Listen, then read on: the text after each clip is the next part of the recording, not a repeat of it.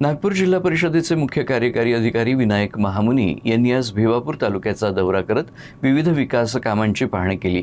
यावेळी गावोगावी वृक्षारोपण, dream project library, smart anganwadi आणि ग्रामपंचायतीच्या कामकाजाचा आढावा घेण्यात आला। विद्यार्थ्यांशी संवाद साधत त्यांनी मार्गदर्शन देखील केलं।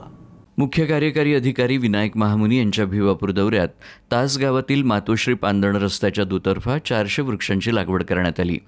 गावकरी, जिल्हा परिषद शाळा आणि आश्रमशाळेतील विद्यार्थ्यांनी वृक्षदिंडी आणि वृक्षपालखी काढत तिरंगा ध्वजासह या वृक्षारोपणात सहभाग घेतला। तास ग्रामपंचायती अंतर्गत ड्रीम प्रोजेक्ट लायब्ररीला भेट देत सीईओंनी फीत कापून लायब्ररीचं उद्घाटन केलं। यावेळी विद्यार्थ्यांशी संवाद साधत त्यांनी मार्गदर्शन केलं। ग्रामपंचायतीला भेट देऊन स्वच्छता, नियोजन आणि नाविन्यपूर्ण उपक्रमांबाबत पदाधिकाऱ्यांशी चर्चा करण्यात आली।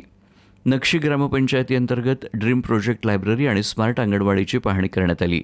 या ठिकाणी 200 वृक्षांचं रोपण करण्यात आलं। विविध वेशभूषेतील विद्यार्थ्यांनी तिरंगा ध्वजासह या उपक्रमात सहभागी घेतला। यानंतर चिचाळा ग्रामपंचायती अंतर्गत जिल्हा परिषद शाळा आणि स्मार्ट अंगणवाडीची पाहणी करण्यात आली। बोटेझरी ग्रामपंचायतीच्या तलाव परिसरातही 200 वृक्षांची लागवड करण्यात आली। तसंच मुचेपार आणि ब वर्ग तीर्थक्षेत्राला भेट देऊन उपविभागीय बांधकाम विभागाकडून विकास कामांची माहिती घेण्यात आली।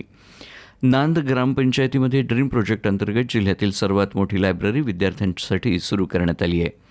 विनायक महामुनी यांनी फीत कापून लायब्ररीचं उद्घाटन केलं आणि विद्यार्थ्यांना मार्गदर्शन केलं। त्यानंतर नांद येथील AI अंगणवाडीला भेट देण्यात आली।